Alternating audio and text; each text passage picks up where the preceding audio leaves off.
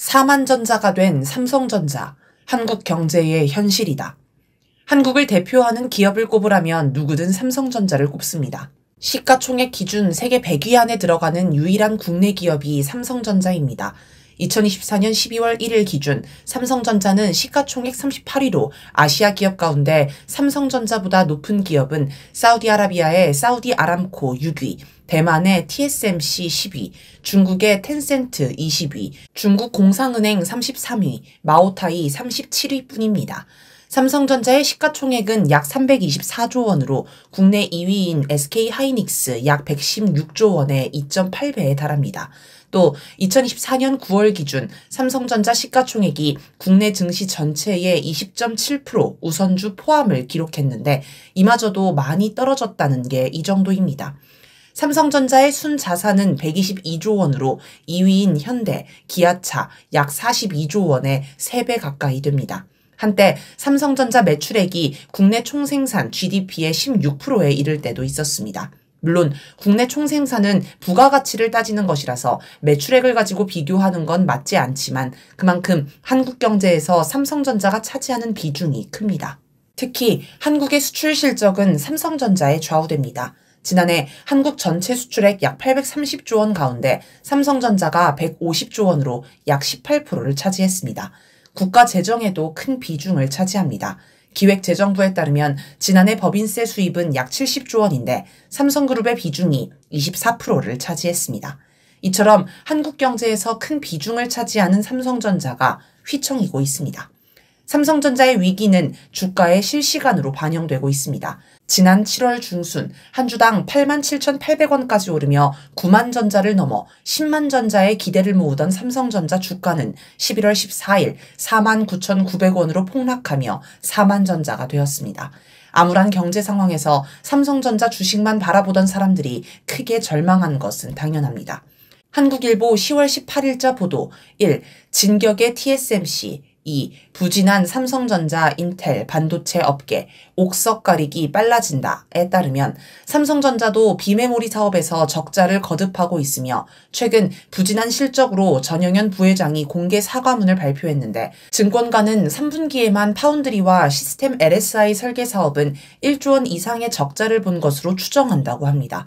심지어 이재용 삼성전자 회장이 로이터 통신과 인터뷰에서 미국 텍사스주에 짓는 새 반도체 공장을 두고 변화하는 상황으로 인해 조금 힘들어졌다라고 말할 정도입니다.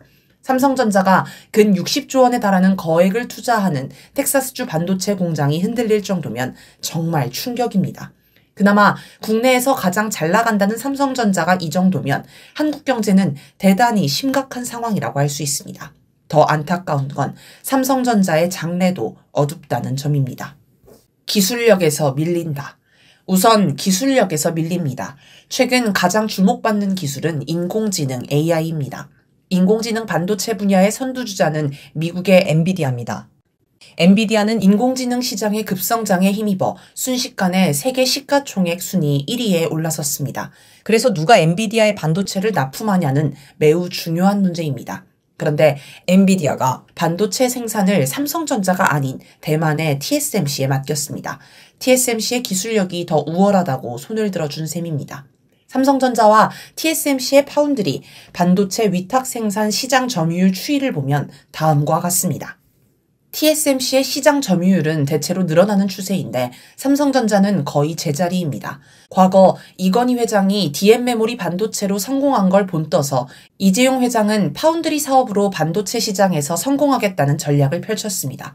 그런데 퀄컴, 구글 등 대형 고객사가 이탈하면서 적자의 늪에 빠졌으며 삼성전자 내에서 계륵 취급을 받는 지경이 되었습니다. 최근에는 파운드리 인력을 메모리 사업부로 대거 전환 배치한다는 이야기가 나옵니다. 결국 파운드리 사업을 포기한 게 아닌가 싶기도 합니다. 게다가 인공지능 기술의 핵심 부품으로 떠오른 고대역폭 메모리 HBM에서도 삼성전자는 SK하이닉스에 밀렸습니다. 애초에 HBM 기술은 SK하이닉스가 2013년 세계 최초로 개발한 것입니다. 삼성전자는 시장성이 없다고 판단하고 2019년 HBM 사업에서 한때 철수하기도 했습니다. 그런데 인공지능 시장이 급성장하면서 HBM 수요가 폭증했고 2023년 엔비디아가 삼성전자 대신 SK 하이닉스를 선택하면서 삼성전자는 또 충격에 빠졌습니다. 올해에도 삼성전자는 계속 HBM을 엔비디아에 납품하려 노력했지만 엔비디아의 시험을 통과하지 못했고 삼성전자 주가 하락의 주된 원인이 되었습니다.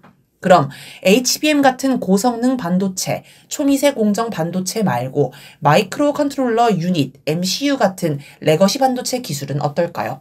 사실 고성능 반도체보다 이런 반도체가 아직은 시장이 더 넓습니다.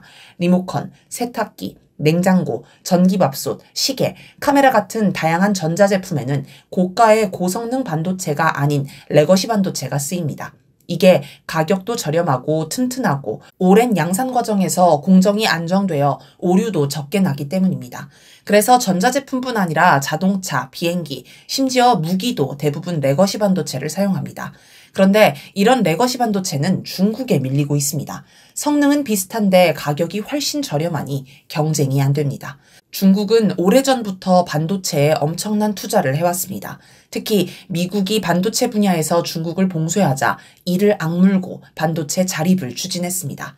중국 국무원 학위위원회 교육부는 반도체 학과를 2급에서 1급으로 승급하면서 지원을 대폭 강화했습니다.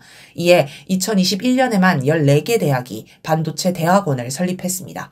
또 엄청난 혜택을 주면서 해외 인재를 영입하고 있습니다. 설비 투자도 엄청나게 하고 있습니다. 정부 차원에서 반도체 산업을 육성하기 위해 기금도 조성합니다. 중국은 기업의 기술력이 떨어지거나 생산비가 많이 드는 공정이라도 정부가 엄청나게 지원을 퍼부어서 기어이 목표를 달성한다고 합니다.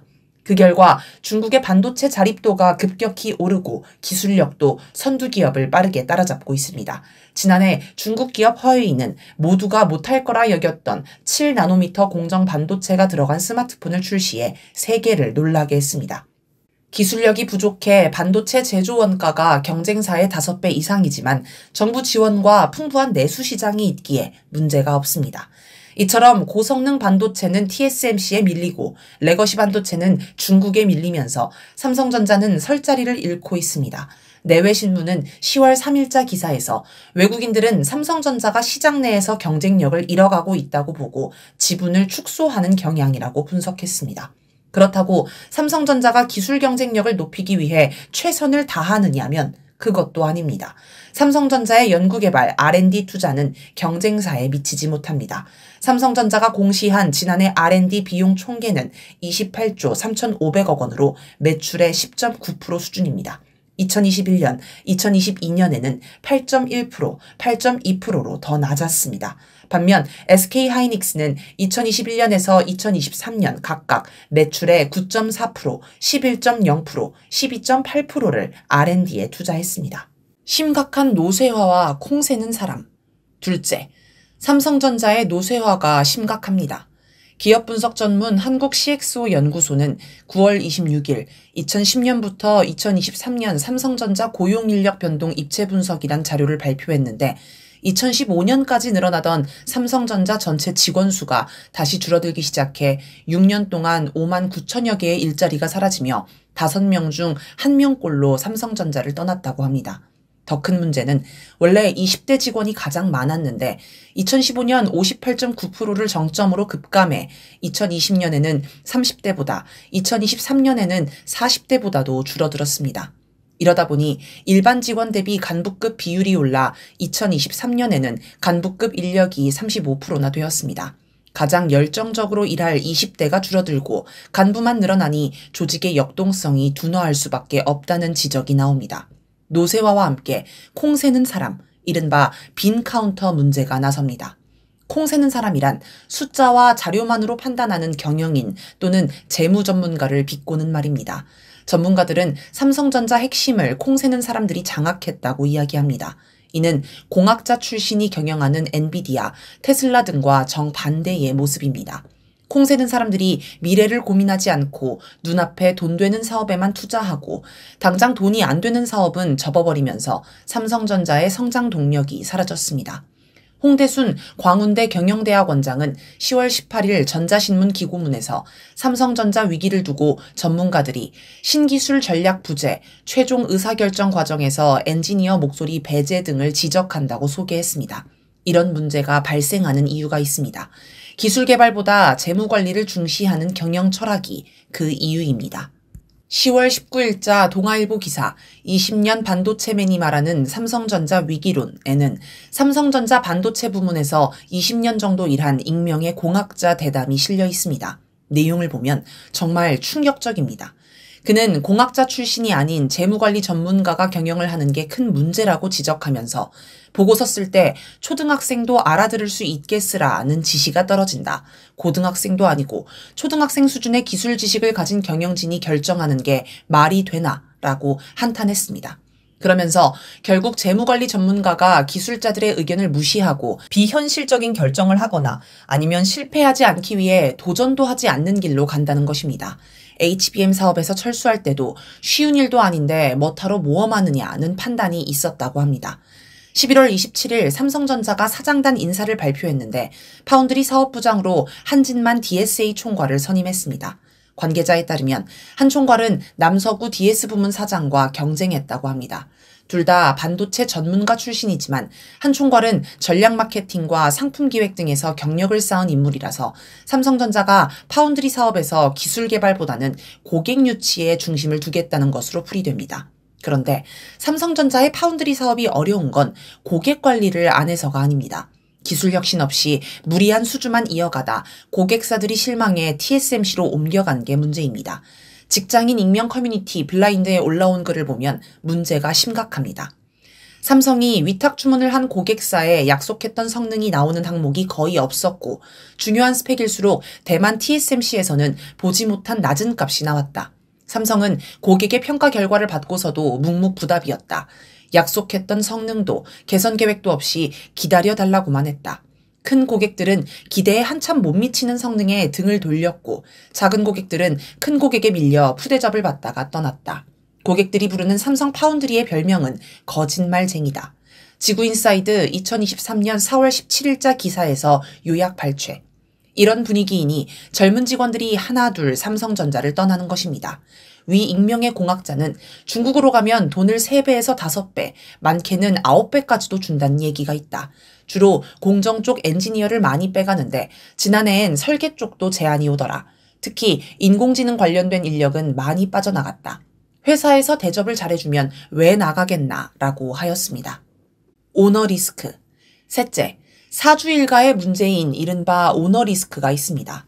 11월 14일 삼성전자 주가가 49,900원까지 떨어지자 15일 삼성전자는 앞으로 1년간 자사주 10조 원을 사들이고 특히 3개월 안에 3조 원을 사들여 소각하겠다고 밝혔습니다. 주가 하락을 막고 부양하기 위해 주식회사가 통상 취하는 조처입니다. 전체 주식수가 줄어들면 한 주당 가치가 늘어나는 효과가 있기 때문에 주가가 오르기 마련입니다. 실제로 15일 금요일과 18일 월요일 삼성전자 주가가 56,700원까지 올랐습니다. 사람들도 이재용 삼성전자 회장이 제때 조처를 잘했다고 칭찬했습니다. 그러나 삼성전자의 이 조처가 주가를 방어해 주주들의 이익을 지켜주려는 게 아니라는 분석이 금방 나왔습니다. 홍라희, 이부진, 이서연 등 사주 일가는 상속세를 내기 위해 삼성전자 주식을 담보로 대출을 받았습니다. 그런데 주가가 연일 하락하면서 담보 유지가 안 되자 이들은 담보 주식을 늘려야 하는 상황이 되었습니다. 그래서 주가 하락을 막기 위해 자사주를 사들이겠다고 서둘러 발표한 것 아니냐는 게 증권가의 분석입니다.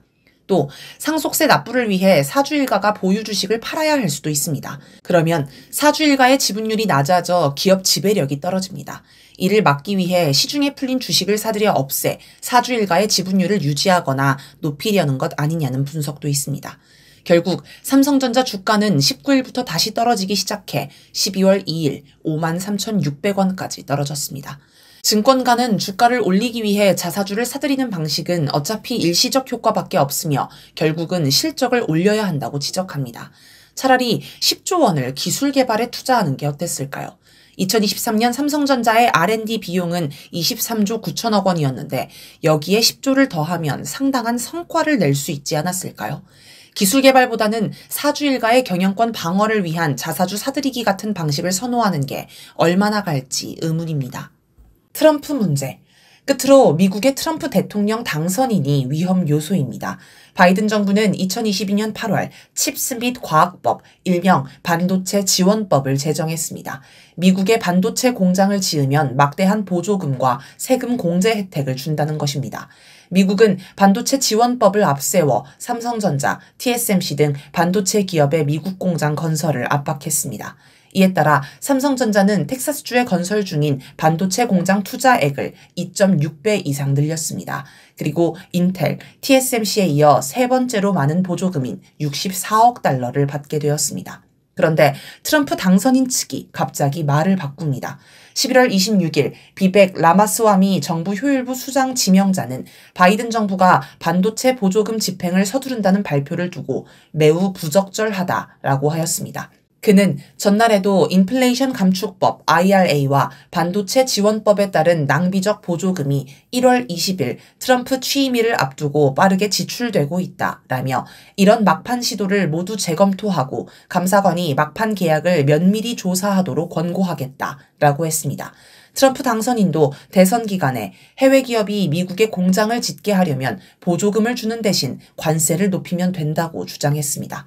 자칫하면 트럼프가 집권하고 나서 삼성전자가 받기로 한 보조금이 날아갈 수도 있는 판입니다. 이는 삼성전자의 엄청난 악재입니다. 이럴 때 한국 정부가 해야 할 일이 있습니다. 자국 기업을 위해, 국익을 위해 미국 정부를 압박하고 협상을 하는 것입니다. 하지만 윤석열 정부에게 그런 걸 기대하기는 어렵습니다. 바이든 정부 때도 미국 편에 서서 삼성과 SK 하이닉스를 압박해 미국에 투자하게 한 게 윤석열 정부입니다. 아마 이번에도 트럼프 정부가 말을 꺼내기도 전에 미국을 위해 삼성전자를 압박할지 모를 일입니다. 여러모로 삼성전자의 앞날이 어둡습니다. 그리고 삼성전자의 미래가 암울하다면 한국 경제도 마찬가지일 것입니다.